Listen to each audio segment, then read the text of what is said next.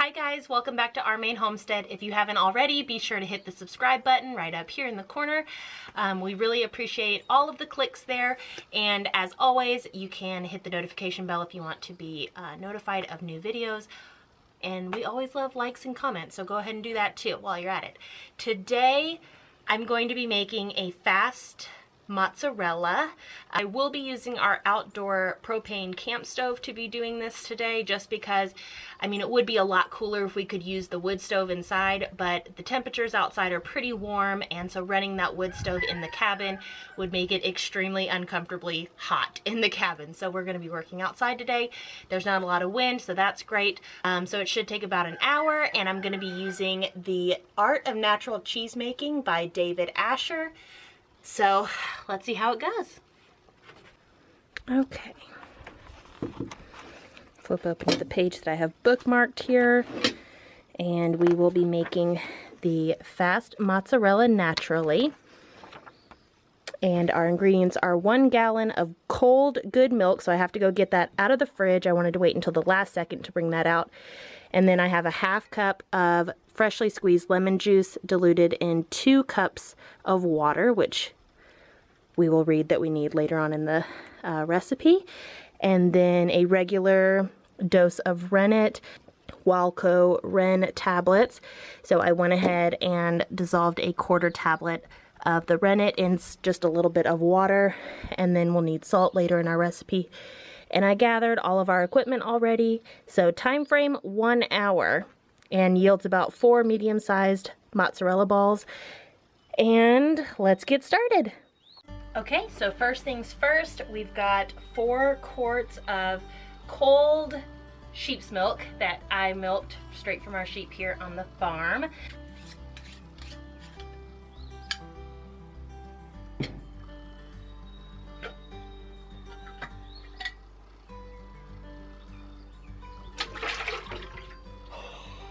Okay. Guess I had a little bubble of solids in there. All right, let's see if we can do this one a little bit more gracefully. There we go.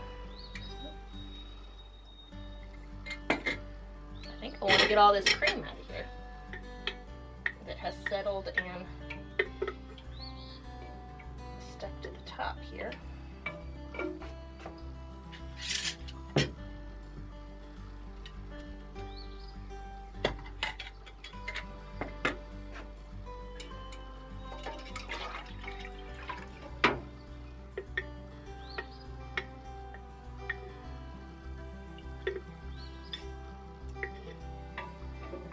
Last one.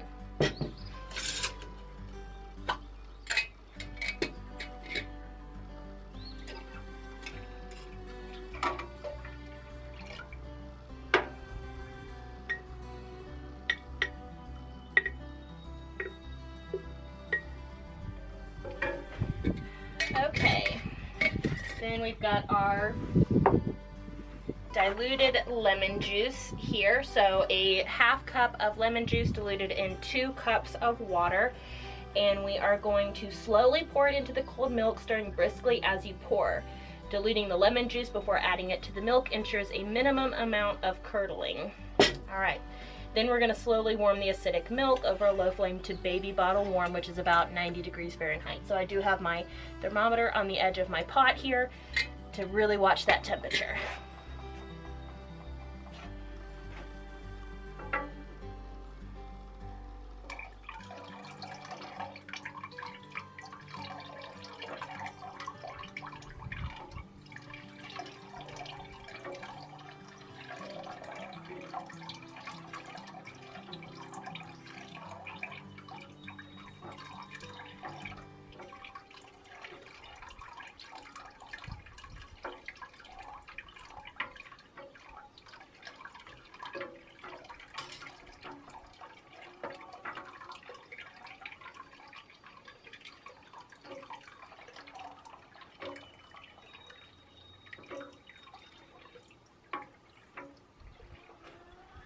Okay.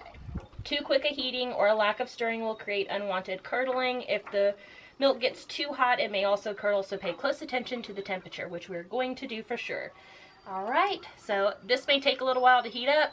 I might speed us along here a little bit.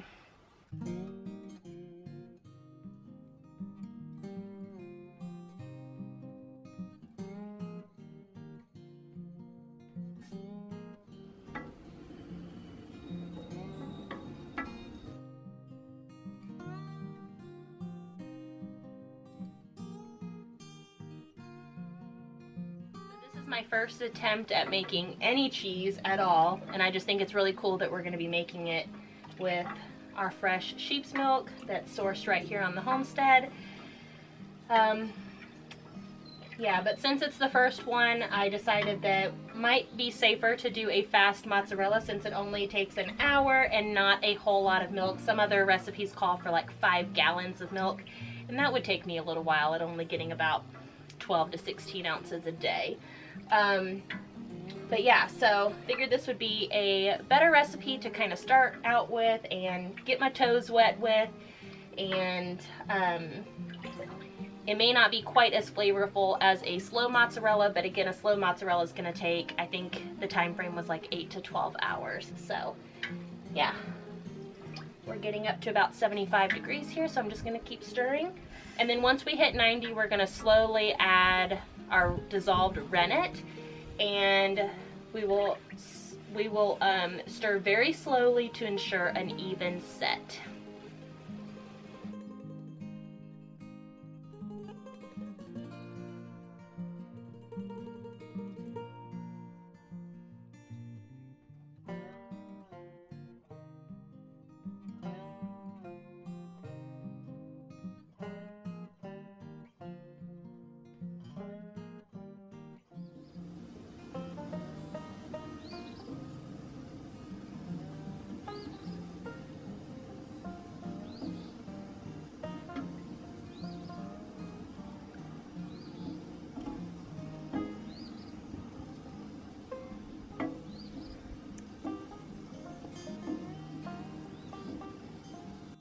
Okay, we've hit 90 degrees, so I'm going to go ahead and add our rennet now.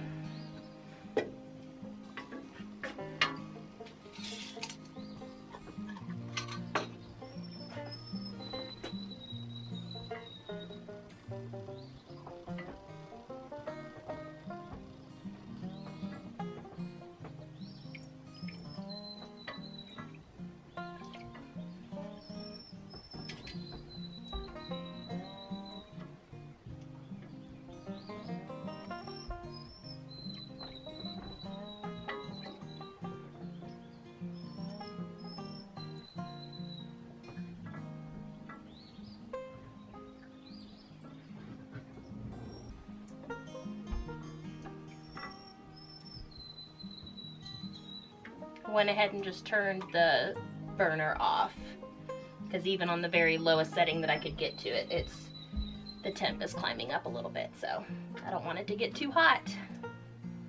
So I'm going to set a timer for 15 minutes. Okay, and I think I'm supposed to stop stirring to let it set, and yeah, we'll see what we've got in about 15 minutes.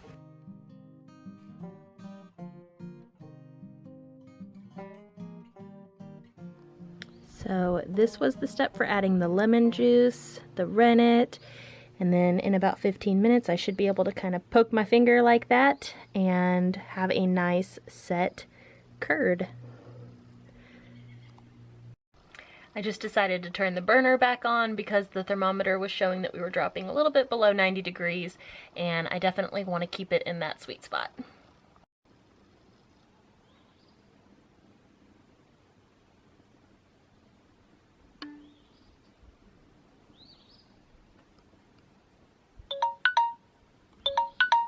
Okay, so let's see if we have a little break at all.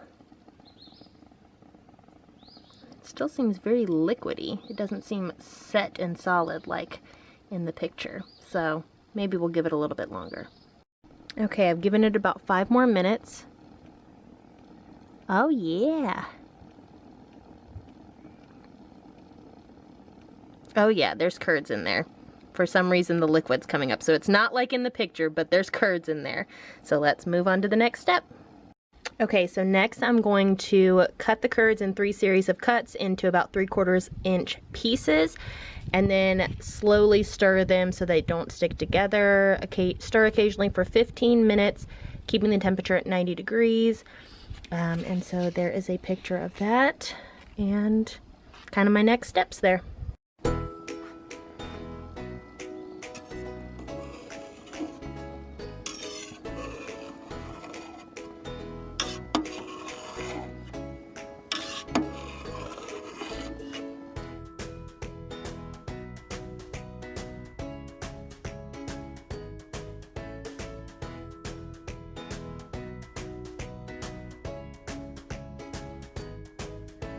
For 15 minutes again, and go over here and I'll just slowly stir. And oh, we're getting a little too hot here.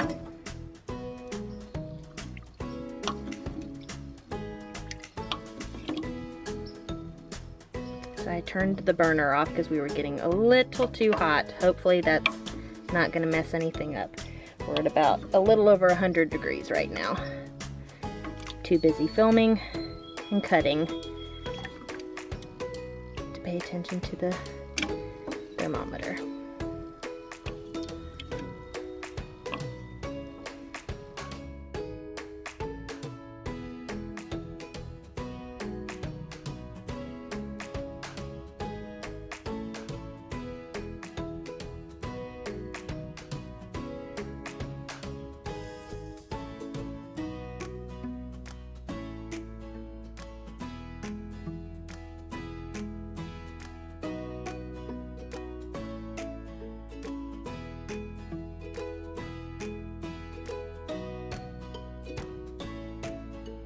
Still have about a little less than 7 minutes on my timer, but because I wasn't paying attention to the temperature, and the temperature has stayed around 100 degrees instead of 90, we were just supposed to be stirring the curds occasionally until they had the consistency of a poached egg, and I would say that we're definitely there. So I'm going to call it quits a little bit earlier than the 15 minutes and go ahead and move on to the next step, which is going to be straining the curds, pouring off the whey, straining the curds into a cheesecloth lined strainer. And then I've got my bowl to catch the whey. And then we'll let them drain and knit together for about 30 minutes.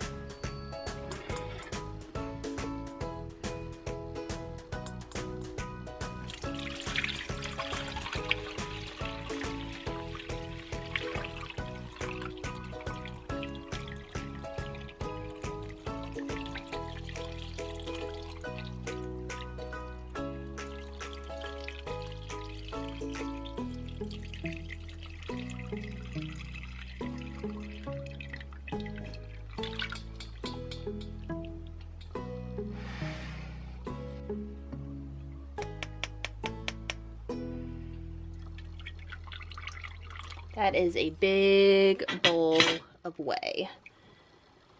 Alright, so while we are waiting to let the curds drain, Eddie went to go grab a gallon jug so that we could keep the whey that is being strained off of the curds.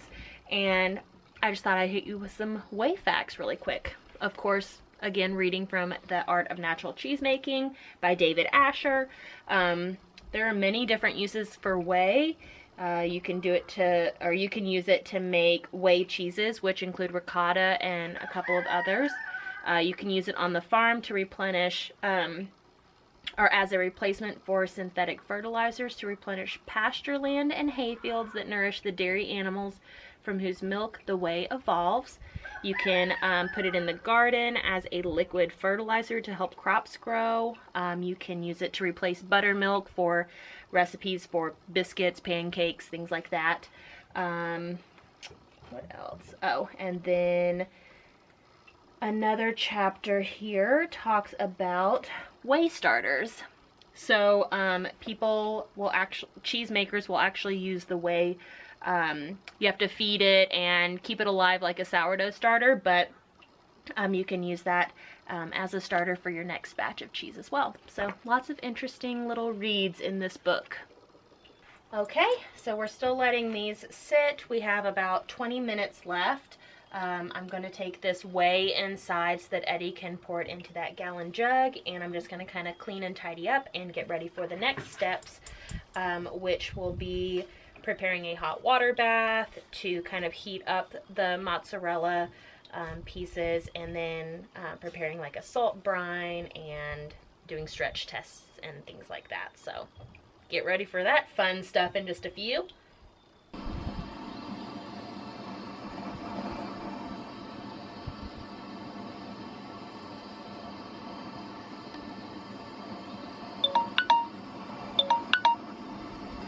Okay, so moving on to the next steps for preparing a hot water bath, a salt brine, then I'm going to get to work on this stretch test here. So I've got my salt water brine here, and then I've got my water heating up.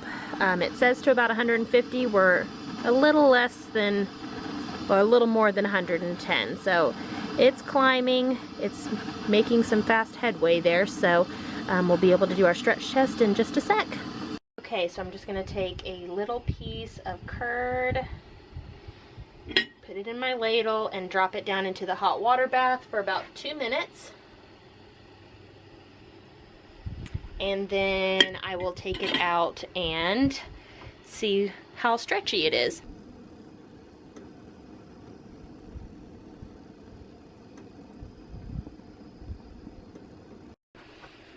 Okay, it's been 2 minutes.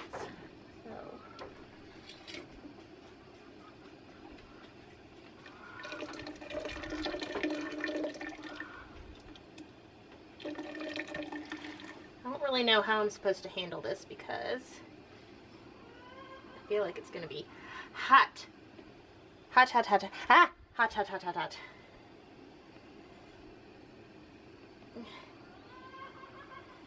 Ah! How are you supposed to do this? Okay, so you're supposed to be able to stretch it and make fine little threads. I would say that that looks pretty good. It's got some fine threads in there, and it stretches really great. So this should stretch properly. Now we're going to move on to the next step. Okay, so we're going to cut the mozzarella curd into smaller pieces for the desired size of a piece of mozzarella, which he says that it should yield 4 medium-sized balls, so I'm just going to do 4 big slices here. So then we're going to submerge them in the hot water bath using the ladle and allow them to warm for 5 minutes. Then retrieve them with the ladle and shape them. All right, so here we go.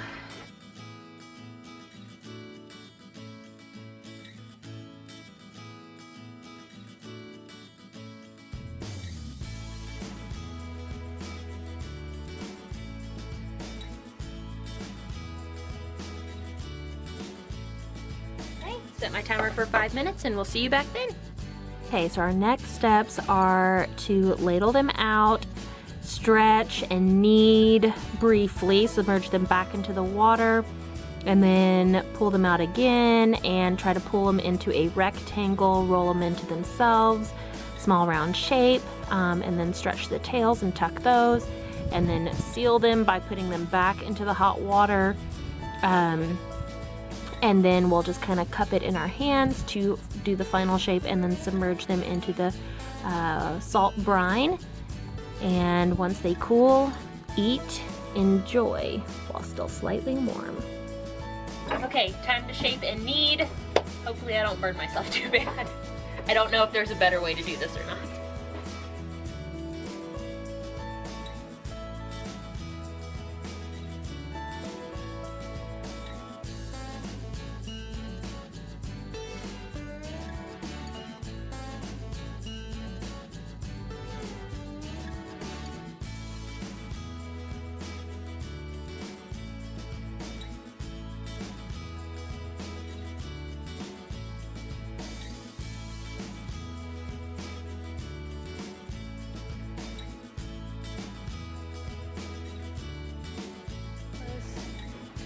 Kneading it into itself.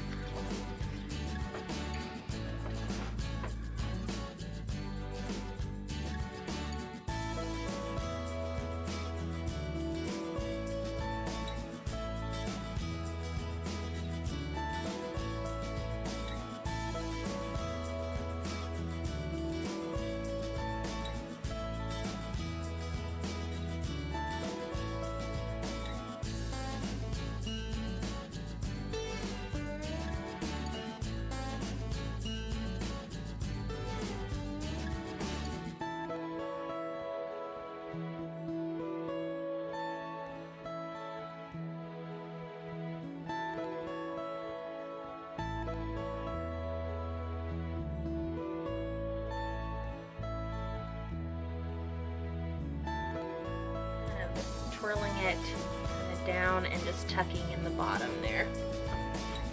This one is quite tiny compared to the other ones, so I'm sure I lost some cheese at the bottom, or the water's kind of cloudy, so I can't really see in it very well anymore.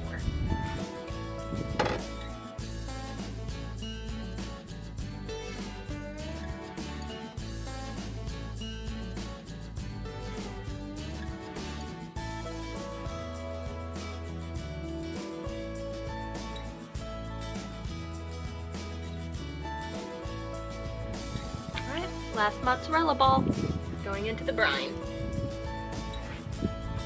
So thank you so much for tagging along and watching my very first time making a fast mozzarella. I really hope that these turn out good. I'm about to take them inside, and once they're cooled off or still just a little slightly warm, Eddie and I are going to do a quick taste test for you.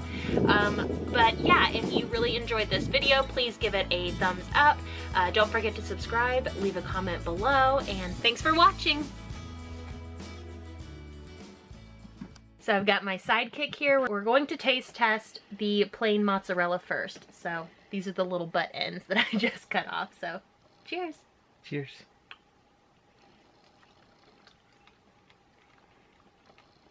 That tastes like a mozzarella. Tastes like cheese. The texture and everything.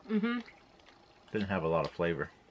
Doesn't have a lot of flavor, which was one of the things that in the book it said that the fast mozzarellas don't usually get a lot of flavor to them. So. With all But I think the texture is right.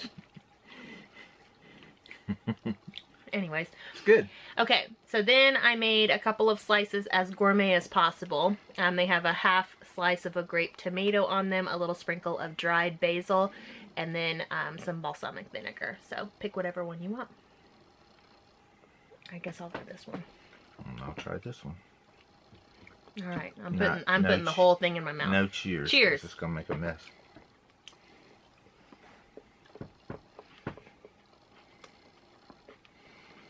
Very rubbery. But I can't really remember if that's kind of the... Can't you grate this and put it on your pizzas? That's what I would do. Wasn't bad.